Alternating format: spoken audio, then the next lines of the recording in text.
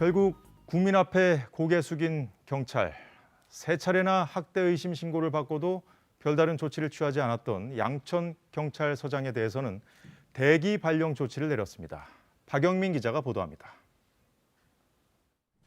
정인이 사건을 부실하게 수사했다는 비판이 커지자 결국 경찰청장이 고개를 숙였습니다. 김창룡 경찰청장은 학대 피해를 당한 어린아이의 생명을 보호하지 못한 점에 대해 깊이 사죄한다고 밝혔습니다.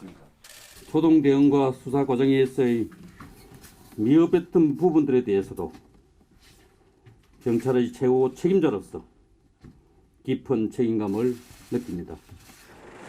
담당 경찰서 수사 책임자였던 서울 양천 경찰서장에 대해서는 대기 발령 조치가 내려졌습니다.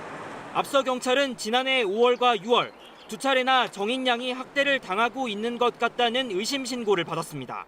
하지만 마사지를 해주다 멍이 들었다, 수면 교육 중이었다라는 등의 양부모의 말만 듣고 사건을 종결했습니다.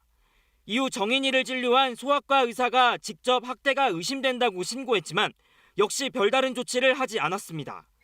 정인이가 숨진 뒤 뒤늦게 이 사실이 알려져 감찰이 진행됐지만 3차 신고 담당 경찰 5명만 징계위로 넘겨졌습니다. 1, 2차 신고 담당자들은 징계위 회부 없이 주의나 경고 같은 경징계에 그쳤습니다.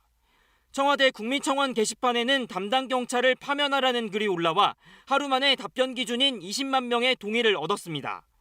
대한소아청소년과 의사회도 의학 논문 등 근거를 바탕으로 정인이의 양부모를 살인죄로 기소해야 한다는 의견서를 검찰에 제출했습니다.